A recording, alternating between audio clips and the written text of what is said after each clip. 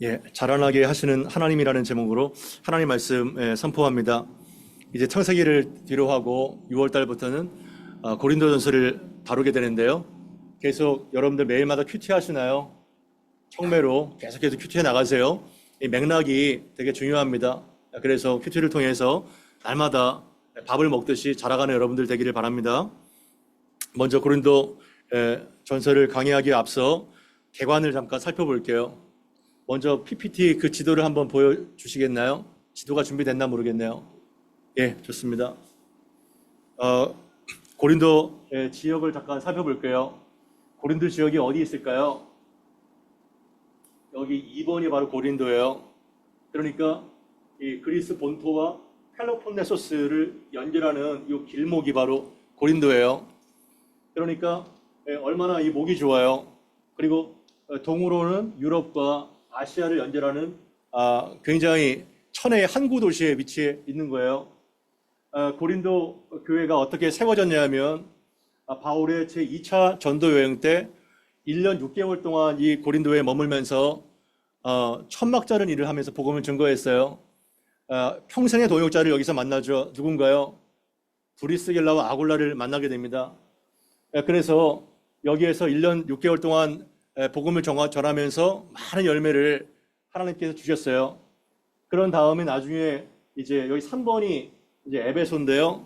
에베소로 가서 이제 나중에 제 3차 전도 여행 때 3번에 여기 에베소에서 머물 때에 이상한 소리를 듣게 됩니다.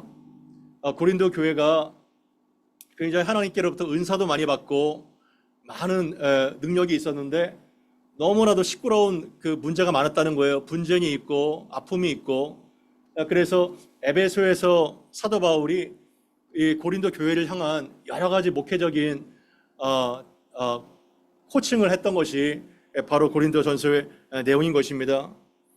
고린도 지역은 상당히 다양한 인종 그리고 돈이 많았어요. 무역의 중심지이기 때문에. 그리고 이 지역에 아프로디토라는 굉장히 음란한 여신이 있었기 때문에 굉장히 음란한 또 지역이기도 합니다. 그래서 고린도 교회가 다양한 여러 가지 문제, 분열과 음행과 소송과 의상 제물과 교리적인 혼돈과 무질서한 예배와 다양한 문제를 이렇게 치열하게 답변을 쓰고 있는 것이 바로 고린도전서의 내용이에요. 이러한 배경을 잘 이해하고 오늘의 본문도 다루면 좋겠습니다. 그러니까 고린도 교회의 한마디에 여러 가지 문제가 있는데 공사를 예, 다양한 여러 가지 몸살을 앓고 있잖아요. 고린도 교회가요. 그러나 한마디로 정의하면 어떻게 될까요? 세상이 교회 안에 들어오게 된 거예요. 세상이 여과 없이 세상의 가치관, 세속적인 정신이 다 들어와서 교회를 몸살을 앓고 만들어서 세상보다 더 못한 집단으로 전락시켜 버린 게 된 거예요. 고린도 교회는 신생교회로 아주 은사가 많았고 지식도 많고 그리고 역동적이고 방언의 은사라든가 지식의 은사라든가 재능이 너무나도 많았죠. 그래서 자기들 스스로는 매우 성숙하고 유능한 성도라고 자부했어요. 그러나 맹걸 영적으로는 매우 유치하고 어린아이 수준으로 분열과 시기가 있었던 그러한 교회였던 거예요. 자기 객관화가 안 된 교회였던 겁니다. 그래서 사도 바울이 그들을 향해서 영적인 아비의 심정으로 호되게 책망을 하고 있죠. 다양한 문제가 있지만 사실 이 분열의 문제가 가장 큰 문제이기 때문에 1장부터 4장까지 엄청난 분량을 할애해서 이 분열의 문제를 다루고 있는 겁니다. 오늘 3장은 거기에 가장 클라이막스예요. 그래서 이 고질적인 분열의 문제를 해결할 수 있는 유일한 대안은 예수 그리스도의 십자가며 너희들이 이렇게 자랑이 많은데 오직 주님만 자랑해야 된다. 이렇게 선포했던 것입니다. 여러분 한국교회가 또한 한국 사회가 얼마나 심각한 분열이 많아요. 정치와 사회와 지역과 세대와 얼마 전에 6.3 선거했잖아요. 얼마나 많은 정치적인 분열이 있습니까? 그런데 한국에서 이게 차를 타가다 보면은 눈살을 막 찌푸릴 정도로 사거리에 마치 이게 진보와 이 보수 현수막 전쟁 있잖아요. 여러분 잘 모르실 거예요. 여기 한국에 안 살아봤으니까 얼마나 정말 낯뜨거운지 눈살을 찌푸릴 정도로 너무 유치하고 막 인생을 싸우기 위해 태어난 사람처럼 남을 그냥 넘어뜨리려고 태어난 사람처럼 애들 보기에도 민망한 이러한 것들이 있게 되는 거예요. 세상은 그렇다 쳐요. 예수를 모르고 성령이 없으니까. 그러나 교회 안에서도 얼마나 심각한 정치적이고 사회적인 분열이 가득합니까? 세상에 그 모든 잘난 것들이 여과 없이 다 들어오는 거예요. 세상 지위와 학벌과 자랑거리들과 여러 사회 이론들, 정치학, 심리학, 경제학, 경영학, 사회학들이 다 들어와서 완전히 교회가 잡탕이 되게 되는 거예요. 병들고 멍들고 찢기는 이러한 것들이 되게 되는 것이죠. 순전한 예수의 복음이 선포가 되고 십자가만을 자랑해야 되는데 온갖 잡탕거리가 다 들어와서 교회를 해집고 돌아가다는 겁니다. 그러니까 사도 바울이 격분해서 계속해서 1장부터 4장까지 얘기를 하고 있는 거예요. 그 맥락 속에서 오늘 3장을 봐야 되는 것입니다. 우리 1절, 2절을 같이 한번 읽어보겠습니다. 시작. 형제들아, 내가 신령한 자들을 대함과 같이 너에게 말할 수 없어서 육신에 속한 자, 곧 그리스도 안에서 어린아이들을 대함과 같이 하노라. 내가 너희를 저주로 먹이고 밥으로 아니하였노니. 아멘. 여기에 보게 되면 두 사람이 대조가 되죠. 형제들아, 내가 신령한 자들을 대함과 같이 너에게 말할 수 없어서 육신에 속한 자, 곧 그리스도 안에서 어린 아이들을 대함과 같이 하노라. 그러니까 신령한 자와 육신에 속한 자가 대비가 되고 있어요. 그 맥락이죠. 그런데 우리가 오늘 살펴보진 않았지만 2장 14절에 보게 되면 육에 속한 자가 나와 있어요. 2장 14절에. 그러니까 육에 속한 사람은 하나님의 성령의 일들을 받지 않았기 때문에 그들은 십자가가 어리석게 보이고 하나님의 신령한 것들을 알 수도 없다는 거예요. 그렇다면 이 맥락 속에서 세 사람의 부류가 나와 있는 거예요. 2장 14절에 있는 육에 속한 사람과 그리고 3장 1절과 3절에 있는 육신에 속한 자와 그리고 신령한 자, 이 세 부류를 우리가 복잡하지만 잘 알아야 됩니다. 원어적으로 여기 육에 속한 자 있잖아요. 2장 14절에 육에 속한 자, 이 사람은 푸시티코스예요. 거듭나지 않은 사람입니다. 자연인인 거예요. 그러니까 십자가의 능력을 깨닫지 못하죠. 그런데 여기 3장 1절과 3절에서 말하는 육신에 속한 자는요, 사르키코스를 말합니다. 이것은 거듭나서 그리스도 안에 있지만 누구와 같아요? 영적인 어린아이와 같다는 거예요. 욕망이 가득한. 이 사람은 분명히 거듭났고 그리스도 안에 있지만 매우 어린 영적 욕망, 이 세상 욕망이 가득한 그러한 사람이라는 겁니다. 그리고 신령한 자는 프리마티코스, 영적으로 성숙한 자예요. 거듭났고 성령을 따라 행하는 이러한 세 부류의 사람이 있다는 겁니다. 완전히 거듭나지 않아서 영적인 것을 알지도 못하는 자가 있고, 거듭났지만 두 가지 부류, 여전히 육신을 따라 행하는 자가 있고, 그리고 성령을 따라 행하는 이러한 세 가지 부류가 있다는 것을 염두에 두게 됩니다. 그래서 너희들이 육신에 속하여 있고 어린아이와 같기 때문에 내가 더 이상 일정한 수준의 얘기 더 이상을 할 수가 없다는 거예요. 그래서 육신에 속한 자의 음식은 뭘까요? 젖을 먹이고 밥으로 먹일 수 없다는 겁니다. 젖이 나오고 밥이 나오죠. 젖은 무엇을 뜻하고 밥은 무엇을 뜻할까요? 젖은 매우 기초적인 교리를 말해요. 그러니까 항상 격려받기를 원하고 축복받기를 원하고 이러한 기본적인 교리, 기초적인 교리가 바로 젖이에요. 듣기 좋고 이런 것들이죠. 물론 그렇게 시작하죠. 젖을 먹고 자라죠. 그러나 이유기를 거쳐가지고 밥을 먹고 단단한 음식을 먹는 것이 성장 과정이지 않습니까? 그런데 너희가 아직까지도 밥을 먹지 못하는, 감당할 수 없는, 그리고 아직도 육신에 속한 자로다, 이렇게 얘기를 하고 있는 것입니다. 그렇다면 단단한 음식은 뭘까요? 깊은 영적인 교리를 말합니다. 자기가 부인되고 희생되고 십자가를 지르고 이러한 교리를 말하죠. 그리고 그것대로 실천하면서 사는 것을 의미하고 있는 것입니다.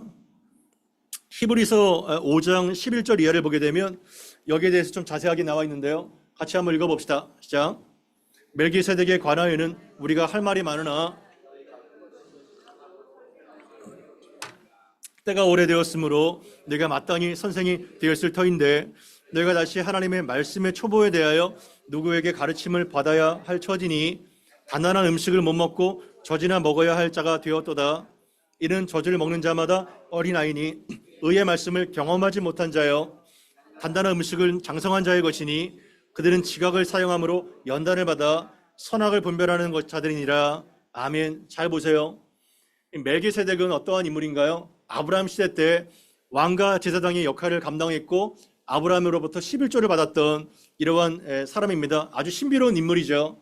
그러나 그 멜기세덱에 관하여는 할 말이 너무나 많은데 너희들이 듣기가 둔했기 때문에 마음이 더뎌서 배움이 더뎌서 설명할 수가 어렵다는 겁니다. 그러니까 진리 가운데도 쉽게 접근할 수 있는 지각을 일리간 반면에 굉장히 까다롭고 어려운 진리가 있다는 거예요. 그리고 그들이 예수를 믿은 지가 굉장히 오래되었다는 겁니다. 신앙생활 한 지가 굉장히 오래되었지만 그러면 너희가 마땅하게 진리를 가르치는 선생이 되었어야 되는데 남을 지도하고 양육하고 제자 훈련을 할 수 있는 그러한 수준까지 영적으로 성장했어야 되는데 그들의 상황이 어때요? 하나님의 말씀의 초보에 대해서 누구의 가르침을 계속 받아야 될만 처지이니 단단한 음식을 먹지 못하고 젖이나 먹어야 될 영적인 어린아이 상태에 그대로 머물고 있다는 겁니다. 이해가 되세요? 그래서 히브리서 5장 13절 14절도 어린아이와 장성한 자를 대비합니다. 어떻게 대비가 되나요? 누가 어린아이일까요? 누가 장성한 사람일까요? 먼저 어린아이의 특징을 말하고 있어요. 젖을 먹는 자마다 기초적인 진리고 축복만 받고 성공만 원하고 복만 원하는 이러한 어린아이, 이 사람은 뭐예요? 의의 말씀을 경험하지 못한 자라는 겁니다. 의의 말씀을 경험하지 못한 자. 지식과는 상관이 없어요. 지식은 많이 있었어요. 고린도 교회도. 그러나 고난과 연단을 통해서 인격적으로 하나님을 경험하지 못했는 거예요. 분별력이 없는 겁니다. 안타깝죠. 우리 가운데도 어린아이로 계속해서 있기를 원하잖아요. 아무리 목이 터져라고 외치고 그리고 성경께서 각성을 줘도 나는 그냥 이대로 살다 죽을래요. 이렇게 하는 사람들이 거의 대부분이잖아요. 그렇게 어린아이 상태에 머물지는 안 된다는 겁니다. 단단한 음식은 장성한 자의 것인데 장성한 자의 특징이 굉장히 놀랍지 않나요? 장성한 자의 특징은 뭐 직분이 있고 뭐 엄청난 업적을 세운 사람이 아니라 그들의 특징이 세 가지로 요약이 돼요. 지각을 사용해 지각을 사용해서 연단을 받아요. 훈련을 받는다는 거예요. 트레이닝을 받아서 궁극적으로 장성한 자는 어떠한 사람으로 나타나게 되는 거예요? 선악을 분별하는 자니라. 아멘. 선과 악을 분별할 수 있는 이러한 능력을 갖춘 자가 바로 지혜로운 자라는 겁니다. 대단히 중요하죠. 여러분들은 선과 악을 분별할 수 있나요? 일상생활 속에서 무엇이 하나님께서 원하시는 뜻이고 하나님께서 원치 않는 뜻인지를 이 선악을 분별할 수 있나요? 사실은 대단히 어려운 겁니다. 사무엘도 다윗을 기름 붓지 않고 얘가 정말 외모가 출중하네. 그냥 다윗 형들한테 기름 부으려고 했잖아요. 그렇게 말씀을 잘 알고 있고 경건한 사람도 굉장히 어려운 거예요. 휩쓸려서 가기가 너무 쉽죠. 세상의 가치관이 엄청나게 주입될 때 우리는 분별할 수가 없어요. 그러나 성령이 충만하고 그리고 하나님과 늘 교통하고 있는 사람, 그런 사람이 선악을 분별할 수 있는 장성한 사람의 것이라는 겁니다. 여기 있는 모든 사람이 다 연령과 상관없이 장성한 자가 되기를 바랍니다. 아멘. 너무나도 중요한 거예요. 장성한 자가 되지 않으면 평생 동안 나이에 상관없이 60이 되고 70이 되는데 계속해서 젖병만 빠는 얼마나 안타까운 상황인 거예요. 그러나 나이가 10대고 20대밖에 안 돼도 시편에 보게 되면 노인의 지혜보다 승하다고 했어요. 노인의 지혜보다. 얼마나 정말 그 말씀에 창작되어 있고 하나님의 연단을 받아서 분별력 있는 사람은요, 세상이 감당할 수 없는 그러한 사람이 되는 것입니다. 그래서 저는 은혜교회 모든 성도들이 바로 이러한 자가 되기를 바라요. 그런데 그들이 왜 육신에 속하 있다고 말하고 있나요? 3절 4절을 같이 봅니다. 시작. 너희는 아직도 육신에 속한 자로다. 너희 가운데 시기와 분쟁이 있으니 어찌 육신에 속하여 사람을 따라 행함이 아니리요. 어떤 이는 말하되 나는 바울에게라 하고 다른 이는 나는 아볼레게라 하니 너희가 육의 사람이 아니리요. 육신에 속해 있다는 그 정확한 증거가 뭐예요? 너희가 여전히 시기와 분쟁이 있다는 겁니다. 너희 공동체 안에. 이 시기와 분쟁이 있으니 어찌 너희가 육신에 속하여 사람을 따라 행함이 아니리요. 사람을 따라. 바울로는 무엇이고 아볼로는 무엇이고 게바가 뭐냐? 이렇게 지금 직격탄을 날리는 겁니다. 왜 사람을 따라 행하냐? 예수를 따라 행해야지. 이렇게 말하는 거예요. 여기에서 시기와 분쟁에 대해서 얼마나 안타깝습니까? 그러니까 시기와 분쟁이 있다는 거, 분열되고 찢어지고, 이것이 바로 미숙한 증거라는 거예요. 열매를 통해서 알게 되니까요. 그래서 은사와 재능이 많고 스펙이 좋고 지식이 많다고 해서 그 사람이 성숙한 것은 아니에요. 별개인 겁니다. 그래서 고린도전서에서 가장 클라이막스가 사랑이잖아요. 사랑이 가장 중요하다는 것을 피력하게 된 거죠. 우리 교회는 어떤가요? 서로 시기하거나 분쟁하고 있지 않습니까? 내 편과 네 편이 편나누어서 친한 사람끼리만 어울리지 않나요? 그거는 굉장히 참 육신에 속하여 어린아이와 같은 자들이에요. 서로를 귀하게 여기고 존중히 여기고 함께 성장하기를 바랍니다. 나는 육신에 속한 자인가 아니면 영에 속한 자인가 우리가 봐야 되는 거예요. 여기에서 중요한 것이 야고보서 3장 13절 이하에 또한 나와 있는데요. 같이 한번 읽어보겠습니다. 야고보서 3장 13절 이하입니다. 시작. 너희 중에 지혜와 총명이 있는 자가 누구냐?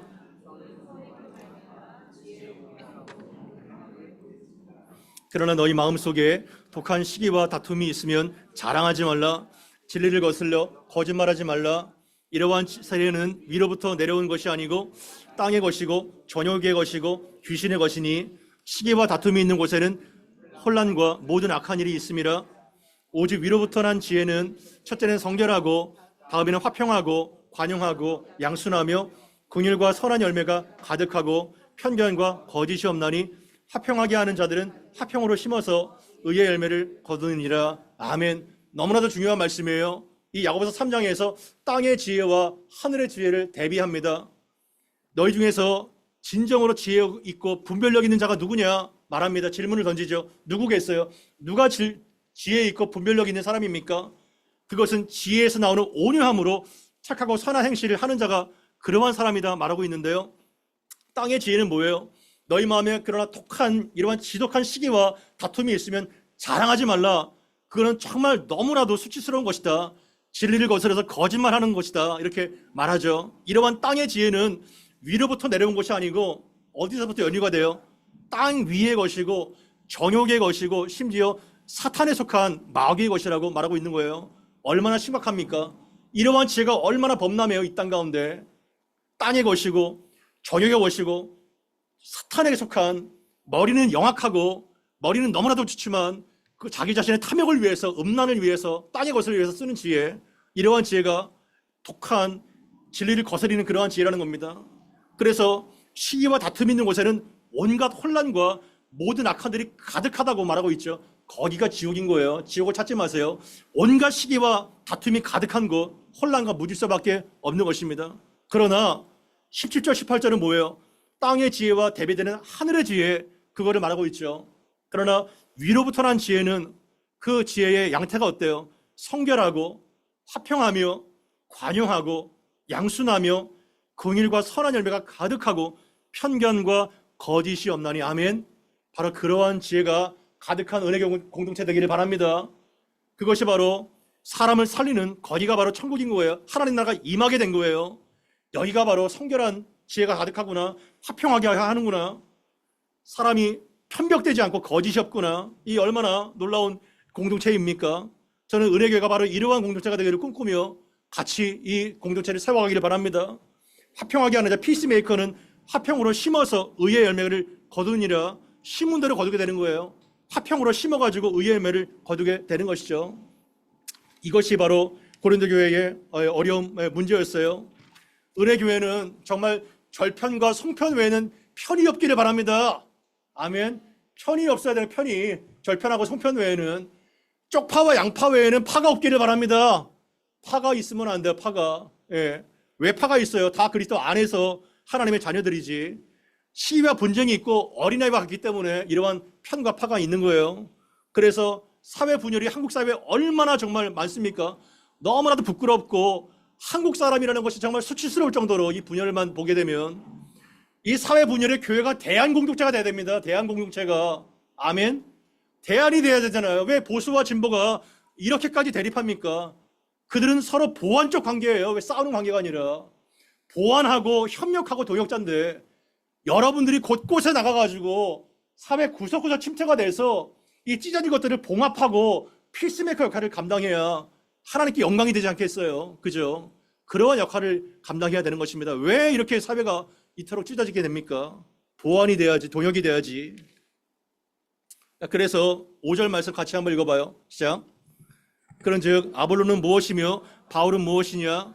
그들은 주께서 각각 주신 대로 너희로 하여금 믿게 한 사역자들이니라. 아멘. 그들은 무엇이라는 거? 사역자들이라는 거예요.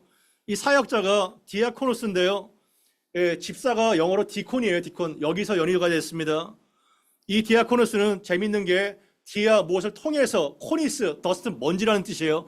먼지를 풀풀 풍기면서 일하는 일꾼이라는 거예요. 원래 뜻이. 그런데 이 로마 이 그리스 문화권에서 식탁에서 시중 들어서 음식 나누는 자가 바로 그러한 사람인 거예요. 예수께서 바로 섬기는 자가 오셔가지고 너희 중에 크고자 하는 자는 누구든지 섬기는 자가 되고, 이것이 바로 디아코노스입니다. 이 자리가 얼마나 영광스러운 자리인지를 바꿔놓으신 거죠. 그래서 6절 7절 같이 한번 읽어보겠습니다. 시작. 나는 심었고 아볼로는 물을 주었을 때 오직 하나님께서 자라나게 하셨으니 그런즉 심는 이나 물 주는 이는 아무것도 아니로되 오직 자라나게 하시는 이는 하나님뿐이니라. 아멘. 나는 심었고, 교회를 개척했잖아요, 바울이. 아볼로는 후임자잖아요. 물을 주었지만 하나님께서 오직 자라나게 하신 것이 아니냐. 심는 이나 물을 주는 이라 아무것도 아닌 나띵이지만 오직 자라나게 하시는 이는 하나님뿐이라고 계속해서 주장하고 있는 겁니다. 여러분들도 그렇게 믿고 있나요? 사력을 다해서 누군가는 심었고 누군가를 물을 주었지만 자라나게 하시는 하나님이 없다면 누가 여기에 있겠어요? 그죠? 심는 것도 중요하고 물 주는 것도 중요합니다. 그러나 그것은 대립관계가 아니라 보완관계라는 거예요. 서로 협력관계라는 거예요. 그것이 오직 자라나게 하시고 생명을 주시는 하나님밖에 없다는 거예요. 얼마나 중요한 말씀이에요. 그러니까 바울이나 아볼로나 누가 더 탁월하냐, 누가 더 인기가 많냐, 그것은 의미 없는 질문이에요. 배경이 다르죠, 은사가 다르죠, 타이밍이 다 다른 거예요. 그 사람들이. 그러니까 그 사람들은 최선을 다해서 자기가 일한 상을 받는데 세상은 끝없이 서열화를 시켜. 서열화, 등급화, 줄 세우기. 그러나 하나님 나라에서는 아라비아 숫자가 없습니다. 아멘. 아라비아 숫자가 없어요. 하나님 나라에서는요. 우리는 끊임없이 줄 세기잖아요. 대학도 줄 세우기, 사람도 줄 세우기, 기업도 줄 세우기. 얼마나 참 통탄한 일입니까? 제가 여러분들에게요, 열등감과 시기심에 빠지지 않는 방법 알려드릴게요. 잘 기억하세요. 열등감과 시기심에 정말 평생 동안 지배를 받고 얼마나 불쌍한 인생을 살아요. 그러나 열등감과 시기심에 빠지는 방법은 뭐냐면 하나님이 각 사람의 부름과 은사와 그것이 다 다르다는 것을 인정할 때 거기서 벗어날 수 있는 거예요. 여러분, 갈렙이 위대해요? 여호수아가 위대해요? 이 질문 자체가 의미가 없는 거예요. 여러분, 베드로가 위대합니까? 사도 바울이 위대합니까? 아론이 위대해요? 모세가 위대해요? 이 질문 자체가 벌써 세상 마인드가 들어오게 된 거예요. 각자의 부름과 은사와 상황이 다 다르게 된 거예요. 그래서 심는 이나 물 주는 이나 아무것도 아니지만 오직 자라나게 하시는 하나님께만 영광을 돌리길 바랍니다. 그래서 솔리데오 글로리아, 솔리데오 글로리아, 오직 하나님께만 영광을 돌리는 이것이 나온 거예요. 음악의 거장 요한 세바스찬 바하, 이 바하가 얼마나 위대한 작품을 많이 남겼어요. 그가 수많은 작품을 남겼지만 항상 그의 곡의 마지막에 SDG를 항상 썼어요. SDG, Soli Deo Gloria. 이 곡을 통해서 하나님께만 영광을 돌리기를. 아멘. 항상 여러분들의 마지막 작품도 얼마나 탁월한 음악가예요. 그러나 얼마나 정말 엄청난 음악가라 할지라도, 탁월한 성과가 있다 할지라도 그는 한낱 연약한 인간에 불과한 거예요. SDG, Soli Deo Gloria. 그러한 자가 되기를 바랍니다. 물론 사역자를 대할 때 균형이 필요해요. 사도 바울은 자기가 개척한 교회가 이렇게 형편없기 때문에 먼지와 같은 것이 아니라 이렇게 얘기했지만, 사실 디모데전서 5장 17절에 보게 되면 잘 다스리는 장로들은 배날 존경할 것으로 알되 말씀과 가르침에 수고하는 자들에게는 더욱 그리할지니라, 이렇게 말하고 있는 거예요. 저는 여러분들에게 존경까지는 바라지도 않고 존경하지도 않고 존중하기를 바랍니다. 서로 존중이 중요한 거예요. 사도 바울은 갈라디아에서 자기의 사도권을 지키기 위해서 애를 쓰지 않나요? 왜 그런가요? 내가 무시받는 것은 괜찮지만 그 사역자가 무시를 받을 때 복음조차도 무시를 받기 때문에 그런 거예요. 복음이 무시받기 때문에. 그래서 존경과 숭배가 다른 거예요. 왜 인간을 숭배해요? 왜 인간을? 아무리 탁월해도 굉장히 연약한 한계가 많은 인간에 불과한 거예요. 그 사람이. 얼마나 무수하게 그런 사례를 봐요. 얼마나 무수하게. 그래서 여러분들 사역자들을 위해서 기도해 줍니다. 사역자들을 위해서. 여러분 자신을 위해서도 기도해야 돼요. 기도해야 되는 거예요.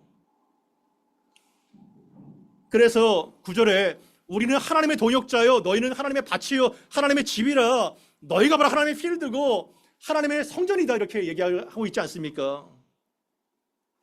말씀을 정리할까요? 하나님 중심으로 돼야 됩니다. 사람 중심이 아니라 하나님 중심으로 돼야 되는 거예요. SDG, 솔리데오 글로리아. 사역자의 스타일이 달라요. 저 같은 경우는 엄청나게 정말 뭐 빈수레가 요란하다고 막 그냥 얘기하잖아요. 그죠? 조곤조곤하게 하는 사람도 있고 저는 강단위에서는 막 그냥 막 엄청나게 사자 같아요. 여기가 아래서는 뭐 그냥 조용한데 늘 그래서 저희 청년들한테 목사님 도대체 어떤 사람이에요 도대체 강단 위에가 진짜냐고 여기 밑에가 진짜냐고 어떤 성격이 진짜냐고 계속 이렇게 물었는데 다 똑같은 건 다 똑같은 거죠. 사람이 그렇잖아요.